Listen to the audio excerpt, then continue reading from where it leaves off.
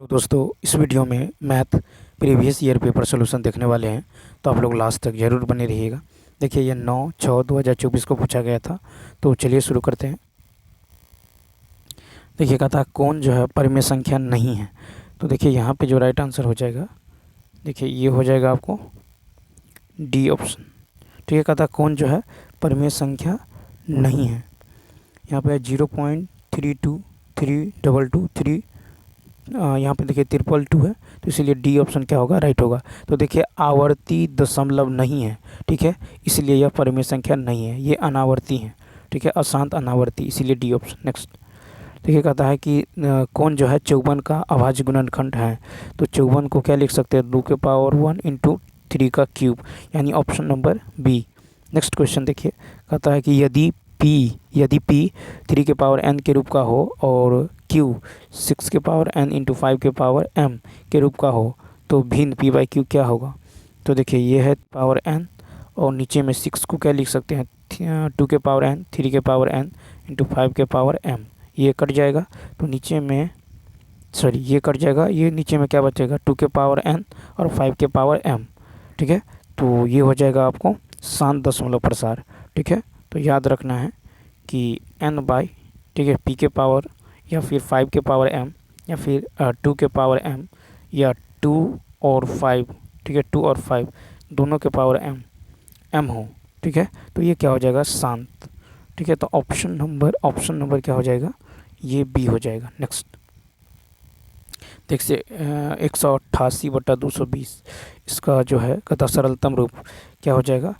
तो ये कट जाएगा आपको 7 चौक, देखिए 47, 7 चौक 28, 4 चौक 16, 2 28, फिर 4 से काटिएगा, 4 पंचे 20, 4 पंचे 20, यानी 47/55, ऑप्शन नंबर डी। कहता है दो क्रमिक सम संख्या का HCF। तो देखिए दो क्रमिक सम संख्या का HCF हमेशा 2 होता है, ठीक है। तो ये हो जाएगा, तो दो क्रमिक सम संख्या हमेशा 2 से विभाजित होता है, इसलिए HCF कितना होगा, 2। फिर कहता है कि कौन सा परिमेय संख्या है, 6 का। देखिए तो परिमेय संख्या हो जाएगा आपको ये 16 का होगा 4, ठीक है, 25 का 5, तो यहाँ पे सी ऑप्शन, ठीक है। अब देखिए नेक्स्ट क्वेश्चन, कहता है कि संख्या इतना है। तो यहाँ पे देखिए 7 का यदि देखिएगा तो इसको क्या लिख सकते हैं, 3.24, ठीक है। देखिए 6363 रिपीट हो रहा है, तो इस पर रेकरिंग लगा दीजिए, ठीक है। तो ये हो जाएगा 3 + 2463 माइनस नॉन रेकरिंग पार्ट घटा दीजिए, 2 गो पे रेकरिंग और 2 गो पे रेकरिंग नहीं है, इसके लिए 0 दे दीजिए। तो ये हो जाएगा 3 + 271/में, ठीक है। यदि काट देते हैं तो घट के हो जाएगा 3 + 2439/में 9900, ठीक है। इसको काटिएगा तो ये आ जाएगा 271/1100, ठीक है, यानी ये हो जाएगा 7571/में 1100। यह क्या है, एक परिमेय संख्या है, यानी ऑप्शन नंबर क्या होगा, परिमेय संख्या, यानी बी ऑप्शन। देखिए 8 में यदि देखें तो यहाँ पे जो है, अब इसको जो है आप ऐसे भी बना सकते थे कि 3.2463 पे रेकरिंग है, ठीक है। यह जो है एक अशांत आवर्ती है, इसीलिए क्या हो जाएगा, परिमेय हो जाएगा। फिर है 5.33 एक है, तो इसको क्या लिख सकते हैं, दशमलव रहिएगा नीचे में 224 तो ये क्या हो जाएगा, ये हो जाएगा आपको परिमेय संख्या, ऑप्शन नंबर सी। 9 नंबर देखिए, इतना का महत्तम समापवर्तक। तो मौसर लीजिएगा, तो देखिए कॉमन क्या है, 3 का स्क्वायर, तो 3 का स्क्वायर यहाँ पे 2, यहाँ से 2 लेंगे और 5 लेंगे, तो 9 × 5 = 45, तो 90, ये ऑप्शन। देखिए 124 और 24 का मौसो, 124 और 24 का मौसो यदि देखिएगा तो 124 का क्या हो जाएगा, यहाँ पे हो जाएगा 31×4, ठीक है, यानी 31×2 का स्क्वायर, और 24 को क्या लिख सकते हैं, 2 दूनी 4 दूनी 8 तिरिक 24, यानी 2 का क्यूब इंटू 3। तो यहाँ पे कॉमन है 2 का स्क्वायर, यानी क्या होगा, 4 हो जाएगा, यानी डी ऑप्शन। नेक्स्ट क्वेश्चन की यदि बात करें तो यहाँ पे देखिए कह रहा है कि 11 इतना का एक शून्यक -3 है तो के का मान। अब शून्यक -3 है तो एक्स की जगह रखिए -3, तो यहाँ हो जाएगा 9, हो जाएगा -3k + 1 बराबर 0, यानी हो जाएगा 9k - 3k यानी 12k, सॉरी 9 में से 3 के तो कितना होगा 6k, ठीक है। और -9 + 8 यानी बराबर में 8 हो जाएगा, यानी k बराबर क्या होगा 8/6 यानी 4/3, यानी ऑप्शन नंबर बी। नेक्स्ट देखिए, कहता है कि यदि बहुपद इतना के दो शून्यक √7 और -√7 हो तो तीसरा शून्यक क्या होगा। तो देखिए, तो यहाँ पे दो शून्यक है तो मान लीजिए ये अल्फ़ा है ये बीटा है, तो alpha plus beta plus gamma, ठीक है, क्या होता है alpha plus beta plus gamma -b/a, यानी -b/a, तो यहाँ पे हो जाएगा -b/a यानी -1/1, ठीक है। ये तो 0 हो जाएगा, तो गामा का मान कितना होगा -1, डी ऑप्शन। नेक्स्ट क्वेश्चन देखिए, अल्फ़ा बीटा बीटा गामा और गामा अल्फ़ा, इसका जोड़ कितना होता है c/a, अल्फ़ा बीटा गामा होता है -d/a। नेक्स्ट है कि बहुपद के शून्यकों का गुणनफल क्या होगा यदि बहुपद इतना हो। तो देखिए शून्यकों का गुणनफल अल्फ़ा बीटा गामा होता है -d/a, ये हो जाएगा +6/1, यानी option number A. Next question देखिए, क्वेश्चन नंबर 15 कह रहा है यहाँ पे कि यदि समीकरण इतना बराबर इतना और इतना बराबर इतना के अनगिनत हल हो, अनगिनत हल होगा तो a1/a2 बराबर होगा b1/b2 बराबर होगा c1/c2, ठीक है। इन दोनों को एक साथ रखिए तो ये कट के 1/2 हो जाएगा, तो k बराबर कितना हो जाएगा 6, बी ऑप्शन। नेक्स्ट क्वेश्चन देखिए, क्वेश्चन नंबर जो है 13 नंबर देखिए, क्वेश्चन नंबर 13 छोड़ दिए क्या। देखिए कहता है कि इतना में शून्यकों का योगफल 6 है, ठीक है। शून्यकों का योगफल क्या है 6, तो यहाँ से आप क्या कीजिए, हाँ 6 alpha plus beta plus gamma, alpha plus beta plus gamma, ये हो जाएगा आपको -b/a, यानी यहाँ पे 3k/2, ठीक। और इसका मान कितना है 6, 3 दूनी 6, k का मान कितना होगा 4, ए ऑप्शन। नेक्स्ट क्वेश्चन देखिए, 13 का हो जाएगा ए। क्वेश्चन नंबर, अब नेक्स्ट की यदि बात करें तो देखिए 16 नंबर कहता है कि दो समीकरण युग्म का आलेख प्रतिच्छेदी होंगे यदि युग्म का हल हो। तो देखिए दो समीकरण युग्म का आलेख प्रतिच्छेदी होंगे, ठीक है। इस युग्म का एक हल होता है, ठीक है, क्या होता है एक हल। नेक्स्ट है कि समीकरण इतना बराबर ए है, x बराबर 1 y बराबर 2, तो ये हो जाएगा 4, x की जगह 1 y की जगह 2, तो 6 बराबर ए, यानी कितना हो जाएगा 10 हो जाएगा, बी ऑप्शन। नेक्स्ट क्वेश्चन, के किस मान के लिए समीकरण इतना के अनंत हल है। तो अनंत हल होगा a1/a2 बराबर b1/b2 बराबर c1/c2, ये कट के 1/2 होगा। अब देखिए इसको 3 से गुना, इसको 2 से गुना, तो के का मान कितना होगा 3/2, सी ऑप्शन, ठीक है। नेक्स्ट क्वेश्चन देखिए 19 नंबर देखिए, कहता है कि यदि एक भिन्न के अंश तथा हर का योग 8 है, ठीक है। तो देखिए यहाँ भी 8 है, यहाँ भी 8 है, 7 1 8। फिर कहता है कि यदि अंश और हर दोनों में 3 जोड़ दें, तो देखिए 5 में 3 जोड़िएगा 8, 3 में 3 जोड़िएगा 6, तो कहता है तो भिन्न इतना प्राप्त होता है, तो 2 चौका 8, 2 तिया 6, ठीक है। ये नहीं हुआ तो ये कट गया। फिर देखिए यहाँ पे 3 जोड़िएगा तो 6, 5 में 3 जोड़िएगा 8, 2 तिया 6, 2 चौका 8, यानी बी ऑप्शन 19 का। नेक्स्ट क्वेश्चन देखिए, कहता है कि बहुपद इतना में x-1 से भाग देने पर शेषफल x-1 बराबर 0 कहिएगा तो x बराबर 1 आएगा, 1 का स्क्वायर 1 -2 × 1, तो 2 हो जाएगा +1, यानी 0 हो जाएगा, सी ऑप्शन।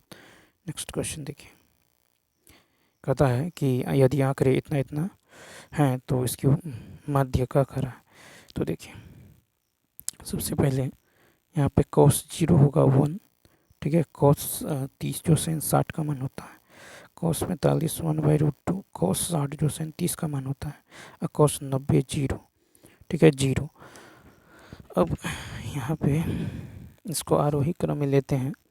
आरोही क्रम में लीजिएगा तो क्या हो जाएगा, पहले ये हो जाएगा 0 और फिर 1/2, ठीक है। उसके बाद क्या होगा 1/√2, 1/√2, √3/2, फिर 1, ठीक है। अब देखिए 2 इधर छूट गया, 2 इधर, यानी बीच में जो बचा वही हो जाएगा, यानी 1/√2, यानी cos 45 यानी 1/√2, यानी ऑप्शन नंबर सी हो जाएगा। 22 में देखिए, इसमें क्या कर रहा है कि 4 sin square theta minus 4 sin theta plus 1 बराबर 0 टू थीटा का मान क्या होगा। तो यहाँ पे देखिए अगर ऑप्शन से चले, थीटा का मान यदि 30 लेते हैं तो sin 30 1/4 और sin 30 1/2 प्लस 1, 2 दूनी 4, 4 से 4 कट जाएगा। देखिए 1 + 1 में 2 - 2 0 हो जाएगा, यानी ऑप्शन नंबर बी हो जाएगा। नेक्स्ट क्वेश्चन देखिए, माध्य और माध्यिका का अनुपात है, तो बहुलक क्या होता है, बहुलक बराबर होता है 3 गुने माध्यिका माइनस 2 गुने माध्य। तो 8 3 24 माइनस 9 दूनी 18, कितना हो जाएगा 6। तो देखिए माध्यिका कितना है 9, माध्यिका है 8, ठीक है, और बहुलक निकालने हैं 6, तो 2 चौका 8, 2 तिया 6, option number B. Next question देखिए, कहता है कि इतना इतना का माध्य 10 है, तो माध्य यदि 10 है तो माध्य बराबर होगा आंकड़ों का योग, तो जोड़ लीजिए 11 और 7, या फिर 11 और 9 20, 20 और 8 7 15, 20 10 30 5 35 प्लस x प्लस y। यहाँ पे 1 2 3 4 5 6 आंकड़ा है, तो 60 हो जाएगा कुल योग। इसमें से 35 घटा लीजिए, 10 में से 5 गया 5, 5 में से 3 गया 2, ठीक है 2, तो x प्लस वाई का मान कितना आएगा 25, बी ऑप्शन। नेक्स्ट क्वेश्चन देखिए, यदि प्रथम n प्राकृत संख्या का मान इतना है तो n ज्ञात करें। तो देखिए तो n प्राकृत संख्या का माध्य होता है n + 1/2, ये दे दिया गया है 20, तो n का मान होगा कितना 20 दूनी 40 में से गया 39, option number A. Next question देखिए 3 के पावर x प्लस वाई, इधर ये देखिए 243, 7 का क्यों होता है नहीं है, या फिर 3 के पावर 5, ये होगा 243, ठीक है। तो x प्लस वाई का मान कितना निकल गया 5, ठीक है। और इधर देखिए इधर क्या लिख सकते हैं 3 के पावर 5 और x माइनस वाई बराबर 3 के पावर 1, ठीक है। तो यहाँ पे x प्लस वाई बराबर 5, ठीक है, और यहाँ पे है 5 इंटू एक्स माइनस वाई बराबर 1, तो x माइनस वाई बराबर 1/5, ठीक है। इसको समीकरण 1, इसको समीकरण 2 मानिए। अब जैसे ही समीकरण 1 2 को सॉल्व कीजिएगा तो यहाँ से क्या निकलेगा 1, तो यहाँ से जो है आपको निकालना है, तो कहता कितने हल संभव है, ठीक है, कितने हल संभव हैं, यानी तो ऐसा कीजिए देखिए क्या आया था x प्लस वाई बराबर 5 और 5x माइनस 5y बराबर 1, तो a1/a2, ठीक है, बराबर देखिए b1 does not equal to b2, ये माइनस में आ गया तो ये बराबर नहीं है, इसका मतलब इसका एक हल होगा, यानी बी ऑप्शन। नेक्स्ट क्वेश्चन देखिए, कहता है कि यदि द्विघात समीकरण इतना बराबर 0 एक दूसरे का 3 गुना हो, 27 में देखिए, यानी पहला मूल यदि अल्फ़ा है तो दूसरा क्या होगा 3 अल्फ़ा, ठीक है। तो अल्फ़ा यानी अल्फ़ा प्लस बीटा, तो 4 अल्फ़ा बराबर क्या होगा, यानी माइनस बी बाई ए, ठीक है। तो कहता है अब यहाँ पे देखिए, तो 4 अल्फ़ा बराबर माइनस बी बाई ए, तो अल्फ़ा बराबर क्या होगा -b/4a, अल्फ़ा इंटू बीटा लीजिएगा तो 3 अल्फ़ा स्क्वायर होगा c/a, ठीक है, c/a। तो यहाँ पे देखिए अल्फ़ा स्क्वायर हो जाएगा, यानी 3 अल्फ़ा स्क्वायर, तो अल्फ़ा स्क्वायर क्या होगा c/3a, ठीक। और अल्फ़ा का मान कितना है -b/4a, -b/4a, -b/4a, यही जो है बराबर हो जाएगा, ठीक है, यानी 3/4 माइनस B/4A। ये आपको कितना था, तो ये C/3A, C/3 के बराबर, ठीक है। तो यहाँ से A से A कैंसिल, ठीक है, A से A कैंसिल हो जाएगा, तब तो 3B² या फिर 3B² बराबर क्या हो जाएगा, 16AC। 16AC option number B. Next question देखिए, द्विघात समीकरण इतना बराबर 0 का एक मूल 2 हो तो समीकरण इतना बराबर 0 के मूल समान है तो डी का मान क्या होगा। अब देखिए यहाँ से 2 का स्क्वायर 4 प्लस 2B प्लस 12 बराबर कितना 0, तब तो b का मान यहाँ से कितने 12×4=16 यानी माइनस का 8, ठीक है। तो देखिए 28 में यदि b का मान कितना निकल जाएगा, तो b का मान यहाँ से निकल जाएगा -8। अब b का मान -8 है तो यहाँ पे हो जाएगा x² माइनस b की जगह -8x प्लस d बराबर 0, ठीक है। अब चूँकि मूल समान है, ठीक है, तो विवेचक d बराबर 0 हो जाएगा, ठीक है। d बराबर 0 तो क्या होगा b² यानी -8 b² -4AC बराबर 0, ठीक है। इसको सॉल्व कीजिए, यहाँ से d का मान आ जाएगा 16, ऑप्शन नंबर सी। 29 नंबर देखिए, 29 में कह रहा है कि x अक्ष को किस समीकरण द्वारा निरूपित किया जा सकता है। x अक्ष, तो देखिए y बराबर 0 रखने पर बनाया गया समीकरण x अक्ष पर होगा, ठीक है। तो चूंकि y अक्ष पर x 0 होता है, y अक्ष पर सॉरी x अक्ष पर y 0, x अक्ष पर y 0, ऑप्शन नंबर बी। देखिए कहता समीकरण इतना बराबर 0 का एक मूल 2 है, द्विघात समीकरण इतना के मूल समान है, डी का मान, तो यहाँ पे इसको सेटिस्फाई करेगा तो ये कितना हो जाएगा। अब यहाँ पे आप यदि 2 रखिएगा तो 2 का square 4 plus 2b plus d बराबर 0, तो 2b प्लस d बराबर कितना होगा, 2b प्लस d बराबर आपको हो जाएगा यहाँ से 2b प्लस d बराबर -4, ठीक है, -4, ठीक है। तो d बराबर क्या हो जाएगा, तो d बराबर हो जाएगा -4 माइनस 2b, -4 माइनस 2b या d बराबर माइनस कॉमन लीजिएगा तो 4 प्लस 2b, समीकरण इसको 1 मान लीजिए। अब देखिए कहता है यहाँ पे कि इसका मूल समान है तो d बराबर 0, तो यहाँ जो हो जाएगा b² -4ac बराबर 0, तो यहाँ से b का मान निकल जाएगा +-4√3, +-4√3। अब d बराबर क्या है, d बराबर है आपको यानी -4 प्लस 2b, तो 2 अब b का मान 4√3 प्लस माइनस में b का मान, तो यानी यहाँ से कितना होगा -4 प्लस 8√3, ठीक है, यानी b का मान कितना होगा, तो b का मान जो है माइनस कॉमन है तो 4 प्लस 8√3, ठीक है। d बराबर इसका मतलब b का मान होगा -4√3, ठीक है। तो d का मान यहाँ से निकल जाएगा, ठीक है, d का मान निकल जाएगा -4 -2 इंटू 4√3 माइनस कॉमन तो 4 - 8√3, यानी ऑप्शन नंबर क्या हो जाएगा, तो ऑप्शन नंबर हो जाएगा यहाँ पे देखिए 30 का प्लस माइनस दोनों में होगा, डी ऑप्शन।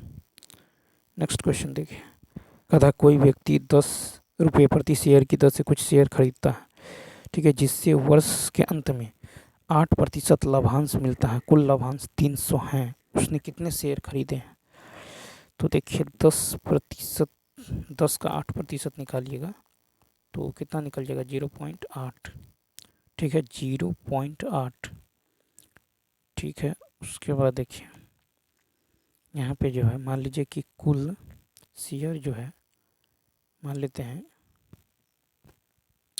या कुल शेयर मान लीजिए x, ठीक है, या n, ठीक है, n, तो n का 0.8 ये कितना है 300 है, ठीक है। तो यहाँ से n का मान कैसे निकलेगा, तो ये हो जाएगा आपको बट्टा में 0.8 ये चला जाएगा ऊपर, तो 8 दूनी 16 8 तिरिक 24, ठीक है, 8 तिरिक 24, 24 और 6 8 सत्ते 56, 8 पंचे 40, यानी 375 ए ऑप्शन। ठीक है, क्या हो जाएगा ए ऑप्शन। या आप मान सकते थे कि माना जो है एक्स शेयर खरीदा तो एक्स कुल शेयर एक्स 10 रुपये प्रति शेयर के हिसाब से इसका 8% निकालते, कुल लाभांश 300 था, यहाँ से एक्स का मान निकल जाता। नेक्स्ट 120 के 6% स्टॉक से प्रतिशत वार्षिक आय। तो देखिए, तो वार्षिक आय हो जाएगा 120 के 6% स्टॉक से, ठीक है, यानी 120 पे कितना 6, ठीक है, 120 पे 6% स्टॉक, तो वार्षिक कर रहे हैं तो 100 का मान कितना होगा, तो 6/120 गुना में 100, ठीक है, यानी 5%। देखिए, कहता है कि किसी वस्तु का अंकित मूल्य उसके क्रय मूल्य से 20% अधिक है, तो क्रय मूल्य 100 है तो अंकित मूल्य होगा 120, ठीक है। फिर कहता है 20% बट्टा देता है, तो यानी 120 का 80%, 12 × 96, तो क्या हो रहा है यहाँ पे 4% का लॉस, तो ऑप्शन नंबर बी। नेक्स्ट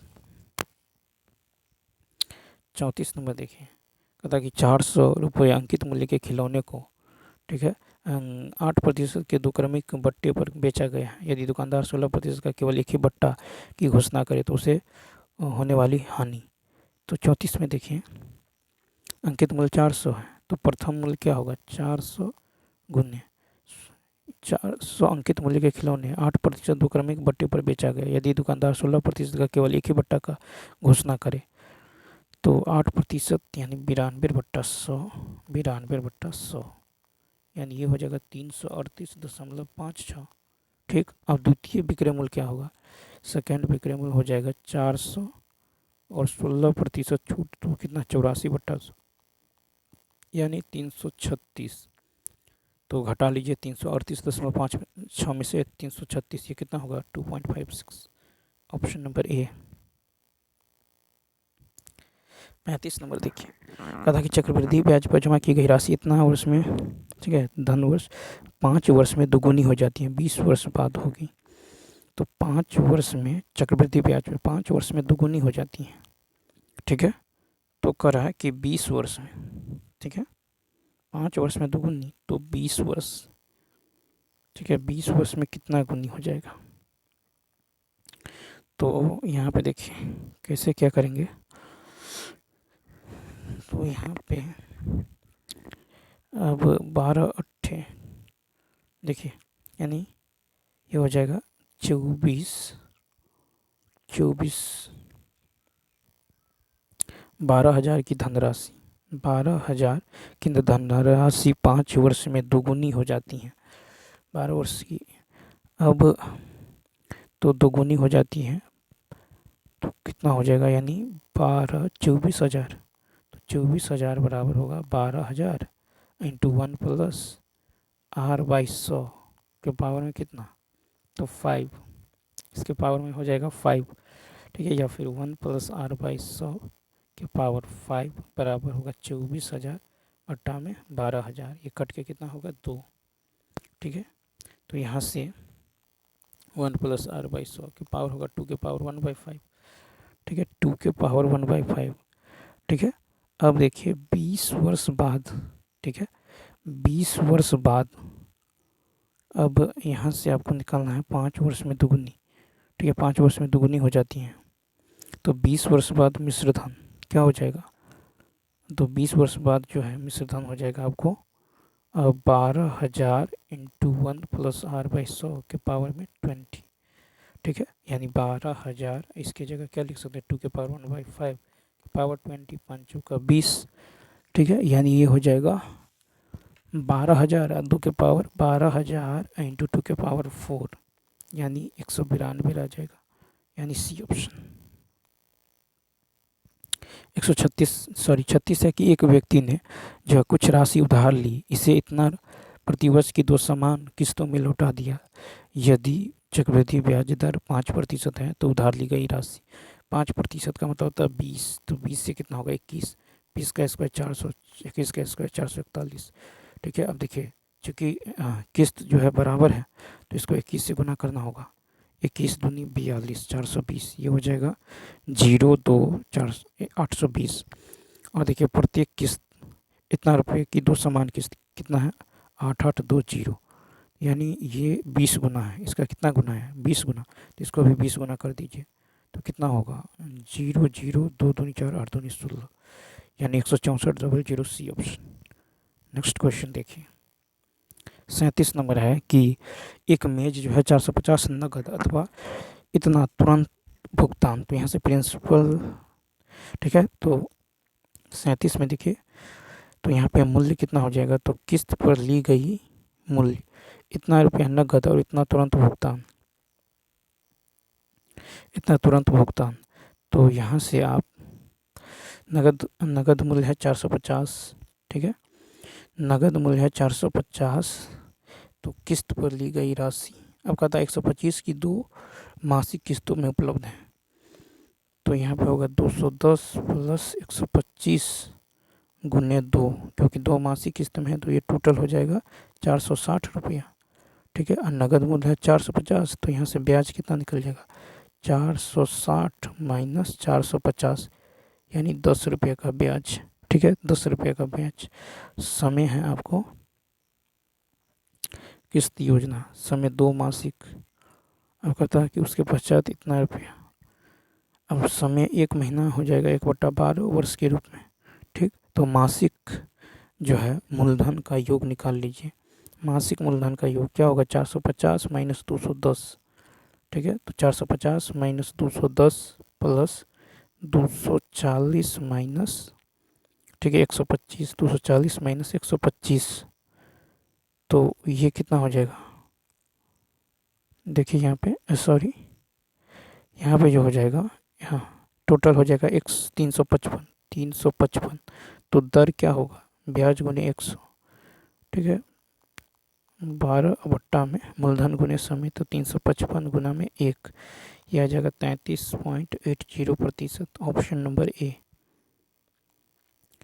38 में देखिए कहता है कि एक कुकिंग जो है चूल्हा इतना के तुरंत भुगतान पर इतना की प्रतिमाह 4 किस्त में उपलब्ध है, ब्याज की दर इतना है, तो चूल्हे का नगद मूल्य।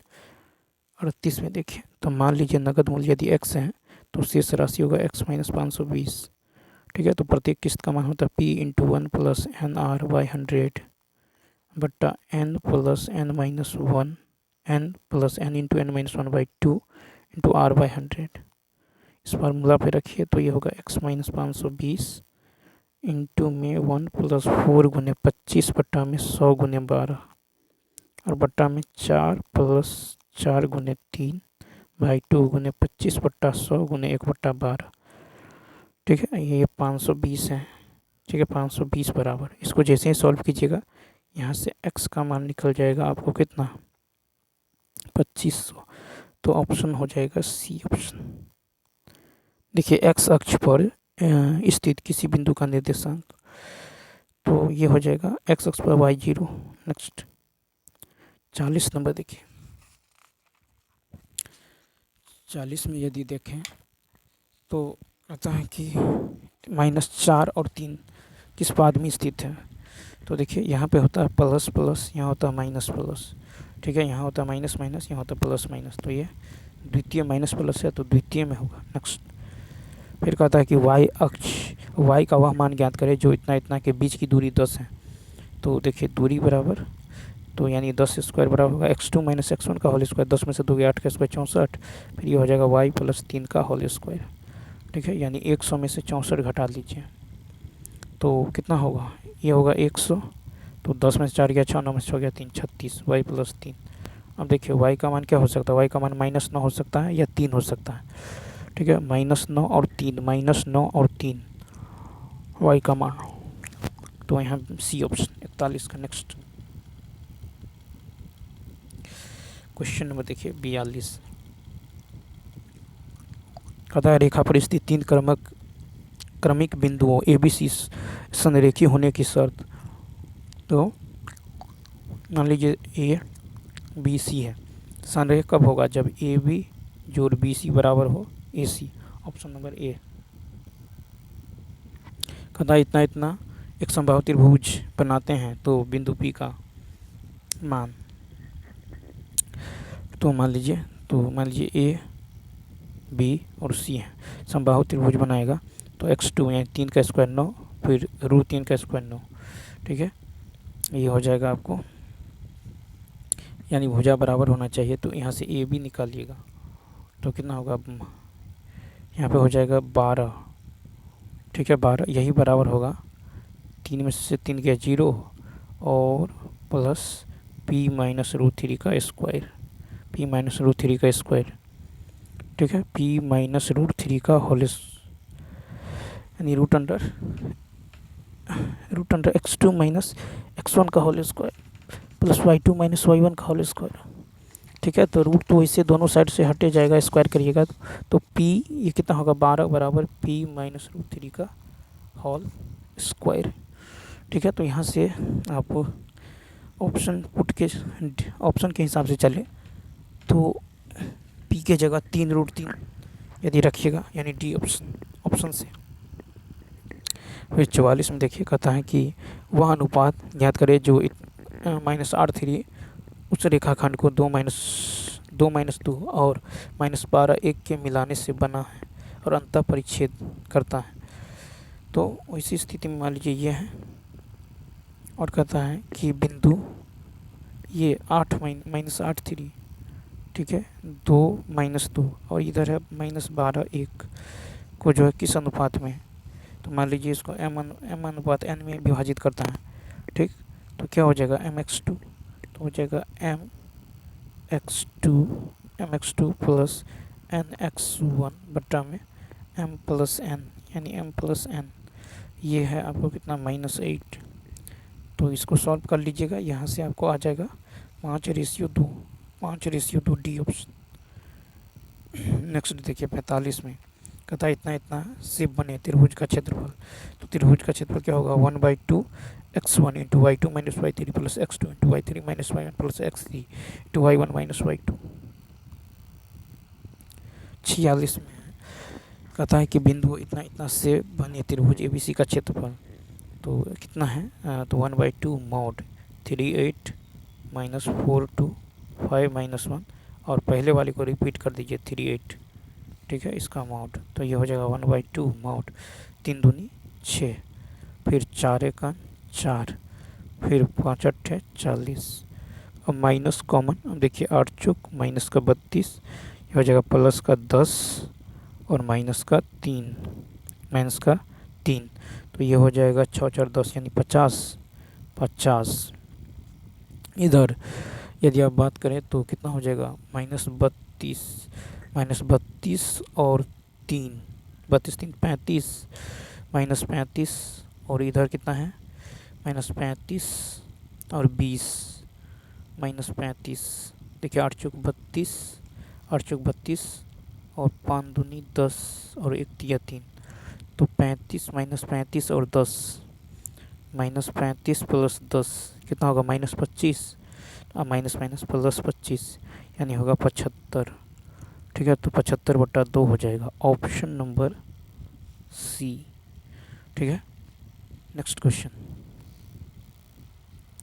कहता है कि यदि एक चार किसी त्रिभुज का केंद्रक है तथा किन्हीं दो शीर्षों के निर्देशांक कितना है, तो त्रिभुज का क्षेत्रफल क्या होगा।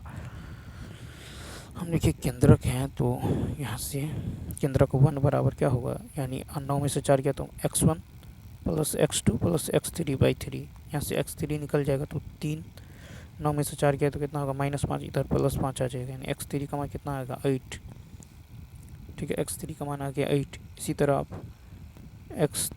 y3 का मान निकालिएगा तो y3 का मान इसी प्रकार आप निकल जाएगा 13, ठीक है।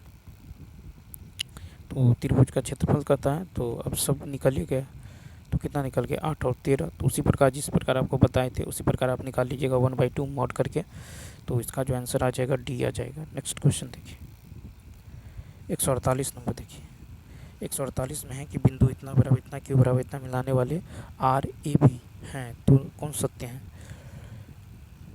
यानी बिंदु कहता है कि यहाँ पे 0 0 0,0 और मान लीजिए यहाँ पे Q 0,2 है, ठीक है, को मिलाने वाली रेखा आर ए बी है, तो कौन सा सत्य है?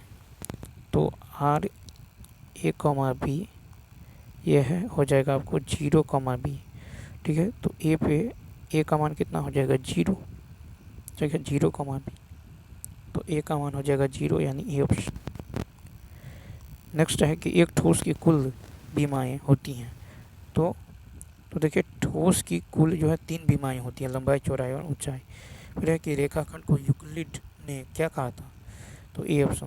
तो देखिए रेखाखंड को यूक्लिड ने शांत रेखा कहा था। नेक्स्ट क्वेश्चन की यदि बात करें, कहा था कि एक ही आरंभिक बिंदु वाली 2 किरणों से बनी आकृति कहलाती है, तो ये कहलाती है कोण, ठीक है, क्या कहलाती है? तो एक ही आरंभिक बिंदु वाली 2 किरणों से बनी आकृति। फिर है कि जिस कोण की माप 90 डिग्री है वह कहलाता है समकोण, ठीक है। नेक्स्ट क्वेश्चन देखिए, कहता है कि ऋजु या सरल कोण की माप तो 180 54 है। कोणों का कौन सा समूह अवरोही क्रम में है? ठीक है, कोणों का कौन सा समूह? तो बी ऑप्शन। आरोही माने बढ़ते, अवरोही माने घटते। 55। कहता है कि AC पैरेलल QR है, तो y का मान, AC पैरेलल QR है तो y का मान क्या होगा? तो देखिए संगत कोण बराबर होता है, ठीक है। तो संगत कोण यहाँ पे ये कोण कितना होगा? ये होगा 60, क्योंकि एक लाइन पे 80, तो y का मान कितना हो जाएगा? 60 हो जाएगा, ठीक है। तो y का मान यहाँ से 60 हो जाएगा, ऑप्शन नंबर बी। अब यहाँ पे देखिए x का मान कितना है? 55, y का मान कितना है? 120, ठीक है। x का मान 55, y का मान 120 हो तो 55 और 120। अब यहाँ पे देखिए हम जानते हैं कि एक ही ओर के अंतःकोणों का योग कितना होता है? 180। इसको जोड़िए, कितना आ रहा है? 175, इसलिए m पैरेलल n नहीं होगा, ठीक है। तो यहाँ पे जो राइट आंसर होगा डी ऑप्शन। 57 में क्या कर रहा है? देखिए कहता है कि S जो है एक त्रिभुज PQR की भुजा PQ पर एक बिंदु इस प्रकार है कि PS बराबर QS बराबर RS, ये त्रिभुज है, ठीक है। और यहाँ से मान लीजिए एक रेखा है, ये है P, ये है Q, ये है R, यहाँ पे एक S है, ये और ये बराबर है, ये X, तो ये Y होगा, तो ये Y होगा, ठीक है। तब तक कोण PQR का मान कितना होगा? 180, यानी कोण R का मान कितना होगा? 90। तब तक कोण R का मान कितना हो जाएगा? 90। स्पष्ट है कि PQR क्या है? एक समकोण त्रिभुज, तो ऑप्शन नंबर क्या होगा? सी। अब यहाँ पे देखिए फिर कह रहा है कि त्रिभुज ABC और BC दो समबाहु त्रिभुज इस प्रकार है कि D भी जो है BC का मध्य बिंदु है, तो BC का मध्य बिंदु इस तरह से, BC का मध्य बिंदु D है, ठीक है। इसको यदि आप मिला दें, ये भुजा से बराबर है A, यहाँ पे A, यहाँ पे E, ठीक है। तो कहता त्रिभुज ABC और BD का क्षेत्रफल का अनुपात क्या होगा? तो देखिए, तो यहाँ पे यदि आप देखें त्रिभुज ABC का क्षेत्रफल, त्रिभुज ABC और BDE, अगर इसको आप एक मानते हैं, ठीक है, एक मानते हैं, क्योंकि ये बीच से गुजरा तो ये आधा आधा हो जाएगा, ये भी पूरा एक और ये भी पूरा एक, लिए तो 1/2 1/2, ठीक है। तो ये हो जाएगा 1/2, ठीक है, 1/2 का क्षेत्रफल जो हो जाएगा तो कितना होगा? 2:1, 2:1, ऑप्शन नंबर ए। 59 में है कि S जो है त्रिभुज ABC के अर्ध परिमाप को निरूपित करता है, जिसमें BC जो है A, CA जो है B, और देखिए इस तरह से त्रिभुज है, इसके अंदर जो है सर्किल है, ठीक। इसको मान लीजिए ABC, यहाँ पे भुजा जो है यदि ये Z है तो ये भी Z होगा, ठीक है। ये यदि X है तो ये भी X होगा, ये यदि Y है तो ये भी Y होगा, ये पूरा है B, ठीक है, ये पूरा है A और ये सारा है C, ठीक है। तब तो क्या हो जाएगा? तो S बराबर क्या हो जाएगा? A + B + C/2, तो यहाँ से S जो निकल जाएगा ये हो जाएगा आपको 2 × X + Y + Z बट्टा 2, तो 2 से 2 कैंसिल, तो S बराबर हो जाएगा X + Y + Z, तो X बराबर क्या होगा? Y - S - Y + Z, ठीक है, यानी BD बराबर क्या होगा? तो S - B हो जाएगा, ठीक है, S माइनस बी, यानी ऑप्शन नंबर ये बी ऑप्शन 60 में है कि जो है P जो है त्रिज्या A और केंद्र O वाले वृत्त की खींची गई दो स्पर्श रेखाएं और उनके बीच 90 डिग्री का कोण, यानी इस तरह से जो है ये 60 है, A B। ठीक है, अब हमको निकालना है OP, तो OP होगा OP, यानी ये। ठीक है, तो OP क्या होगा, अब ये पूरा है 60 डिग्री। ठीक है, और रेखाओं के बीच का कोण 90, यानी ये 90। ठीक है, तो ये सामने वाला भुजा क्या होगा, कर्ण। तो यहाँ पे देखिए चतुर्भुज OABB में यहाँ से आप यहाँ 90, यहाँ 90। ठीक है, तो यहाँ से APB निकाल लीजिए, कोण APB, APB, तो APB निकल जाएगा आपको 120, ये 90 नहीं है, ये 120 हो जाएगा। ठीक है, सॉरी, यहाँ पे क्वेश्चन नंबर 60 है कि यदि बिंदु P जो है, बिंदु P, यदि बिंदु P से यदि बिंदु P से त्रिज्या A और केंद्र O वाले वृत्त पर खींची गई स्पर्श रेखा हो, यदि बिंदु P से त्रिज्या, देखिए इस तरह से जो है एक वर्ग है, ठीक, या नहीं तो एक सर्किल, यदि बिंदु P से त्रिज्या A और केंद्र O वाले वृत्त पर खींची गई स्पर्श रेखा यहाँ से स्पर्श रेखा इस तरह, लेकिन ये 90 है, ये 90 डिग्री बनाएगा, तो ये सीधा आएगा, सीधा कुछ इस तरह से आएगा। ठीक है, तभी यहाँ जाके 90 बनेगा। ठीक, इसको यदि मान लीजिए यहाँ पे सेंटर है, ठीक है, इसको B मान लेते हैं, इसको A और इसको मान लीजिए P। ठीक, ये 90, इसको इससे यदि हम मिला देते हैं, ये A है। ठीक, तो दिया गया है कि ये 90 है, तो OA परपेंडिकुलर होगा PA। ठीक है, तब तो OP परपेंडिकुलर PP, तब चतुर्भुज OAPB क्या हो जाएगा, वर्ग हो जाएगा। ठीक है, ये भी 90 हो गया, तब तो चतुर्भुज यानी OP बराबर क्या होगा, √2 गुने भुजा, ये विकर्ण है, तो ऑप्शन नंबर क्या हो जाएगा, A हो जाएगा। 61 नंबर देखिए, 61 की यदि बात करें तो यहाँ पे कह रहा है कि एक जीवा है AB वृत्त के केंद्र पर 60 डिग्री का कोण अंतरित करता है। ठीक है, वृत्त के केंद्र पर 60 डिग्री का, यहाँ पे 60 डिग्री का कोण अंतरित करता है। ठीक है, तो A और B स्पर्श रेखा के बीच का कोण, यानी ये कोण निकालना है, ये A है, ये B है, इसको P है, तो इन दोनों का जोड़ होता है 180, ये यदि 60 है तो ये 120 होगा। D ऑप्शन क्या हो जाएगा, D ऑप्शन हो जाएगा। ठीक है, तो चलिए दोस्तों, इस वीडियो में इतना ही। यदि ये वीडियो अच्छा लगा हो तो लाइक, शेयर और सब्सक्राइब करना ना भूलें, क्योंकि वीडियो बड़ा हो जाएगा। यहीं तक रहने दीजिए, दूसरे दिन देखेंगे। Thanks for watching.